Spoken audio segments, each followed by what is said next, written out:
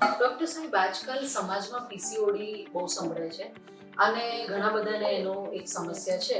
તો તમારું એના વિશે શું કહેવું છે કે એના સિમ્પટમ્સ શું છે અને એની ટ્રીટમેન્ટ શું થઈ શકે અને સાથે સાથે ફર્ટિલિટી પર એની શું ઇફેક્ટ પડે છે?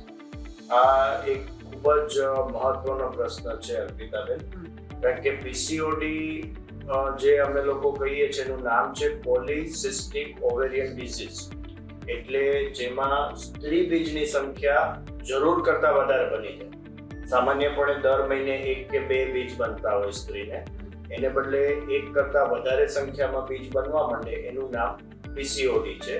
આ એક અંતઃસ્ત્રાવ કે હોર્મોન્સનો પ્રોબ્લેમ છે અને એમાં સ્ત્રીનું વજનનું વધવું, પીરિયડનું ઇરેગ્યુલર થવું અને માસિક સ્ત્રાવ જે છે એ ઓછો થઈ જવો અને ઇન્ફર્ટિલિટી એટલે બાળક થવામાં બીજ ના બને એટલે મુશ્કેલી પડવી, આવા એના ચિહ્નો અને અસરો હોય છે.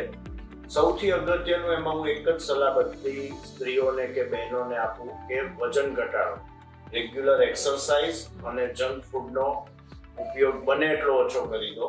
જો તમારું વજન ફેટનું કમ્પોઝિશન ઓછું હશે તો હોર્મોન ઓટોમેટિક બેલેન્સમાં રહેશે અને પીસીઓડીની તકલીફ કંટ્રોલમાં રહેશે.